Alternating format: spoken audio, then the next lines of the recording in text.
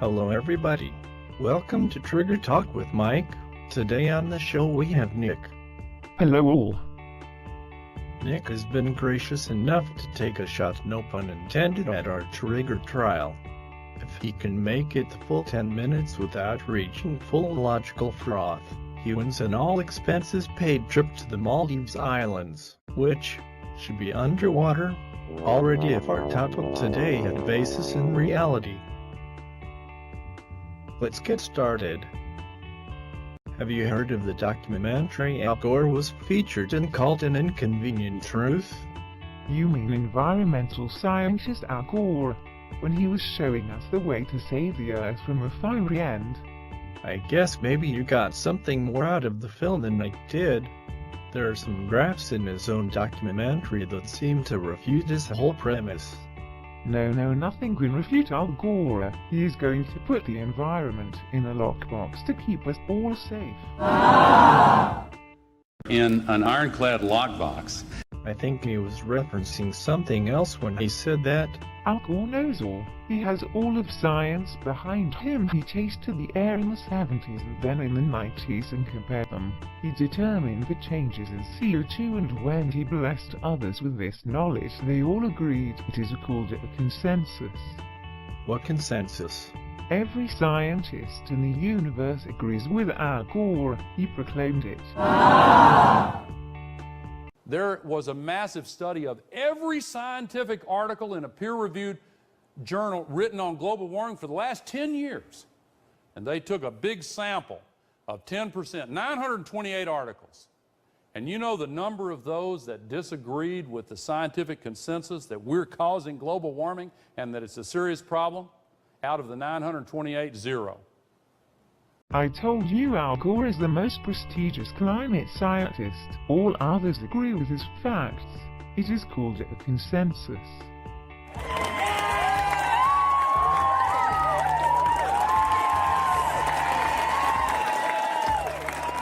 Al Gore is a politician with a law degree, and many scientists disagree with him. How can that be a consensus? Well, it turns out that the 97% consensus that they found, I am indeed part of. And Senator Sessions mentioned he would agree with it too. And my associate, John Christie, he agrees with it. In fact, all skeptics that I know of that work in this business, all are part of that 97%, because the 97% includes people who think humans have some influence on climate. Well, that's a fairly innocuous statement. And that's something that continually annoys me, is those of us that are called deniers. It's never actually, I think the D word was actually used by the chairman today. It's never actually been pointed out. What is it that we deny? Then why do climate experts like Neil deGrasse Tyson and Bill Nye proclaim global warming is real and coming for us all? Neil deGrasse Tyson is an astrophysicist, and Bill Nye is a TV personality and mechanical engineer. See, I told you, scientists. An astrophysicist is as close to a climate scientist as a proctologist is to a heart surgeon. Would you trust a proctologist to diagnose a heart problem? Science is filled with vastly different disciplines, and calling a mechanical engineer, entertainer, a scientist is a stretch. Well, that doesn't matter. Al Gore is always right. He was right about NAFTA, and the boom it has been to the economy.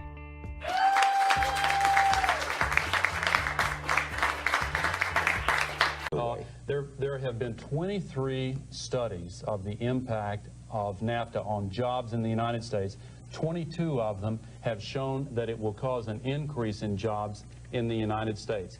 The one that didn't showed that there would be a decline in illegal immigration. And then why did the exact opposite happen? America lost jobs and illegal immigration is worse than ever?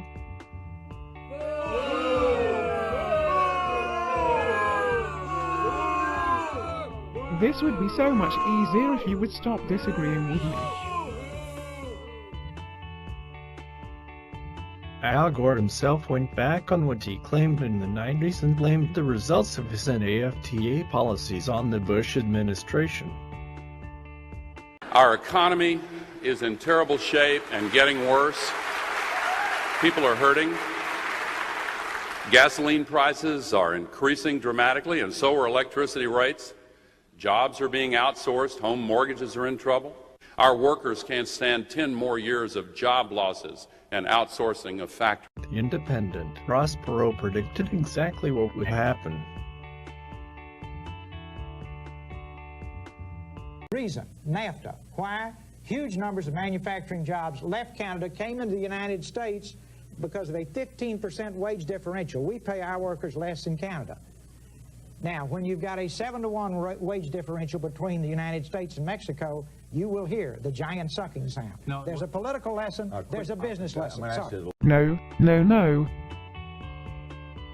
Nobody cares about the economy. The Earth must be saved. CO2 is moving off of the chart. PhD, Dr. Vice President, Supreme Commander Al Gore needed construction equipment to show his subjects the exponential death line ascending to the heavens.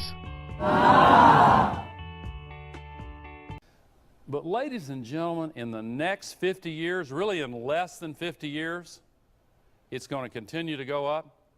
When some of these children who are here are my age, here's what it's going to be in less than 50 years.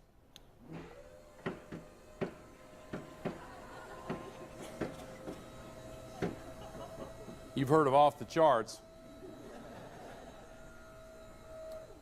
Within less than 50 years, it'll be here. That hockey stick CO2 graph showed by Al Gore was made popular by a researcher named Michael Mann, whose work has been highly criticized and some would say debunked as manipulated. What they did was, and there's a quote came out in the emails, these leaked emails, that said, let's use Mike's trick to hide the decline. That's the words. Let's use Mike's trick to hide the decline. Mike, who's Michael Mann, said, hey, trick just means mathematical trick. That's all. Now, and my response is, I'm not worried about the word trick. I'm worried about the decline. What do you mean hide the decline? Let me show you, because now we have the data. Now it's been released. And this is what it is. That's the raw data as any Berkeley scientist would have published it. Many scientists dispute that CO2 has anything to do with global warming, and is a result of movements in temp, not the cause. In fact, with the vertical line I mentioned earlier on a temp versus CO2 graph, you can see this.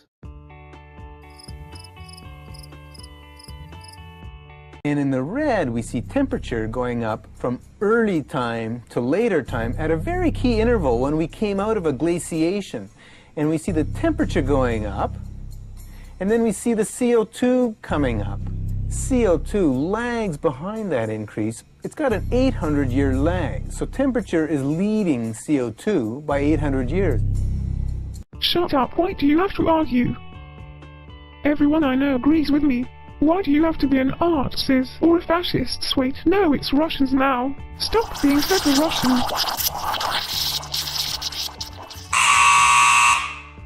Oh, I think we have a cheap froth.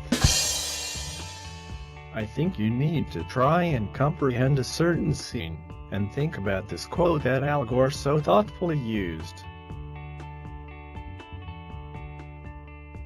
Well-known wisdom that what gets us into trouble is not what we don't know, it's what we know for sure that just ain't so.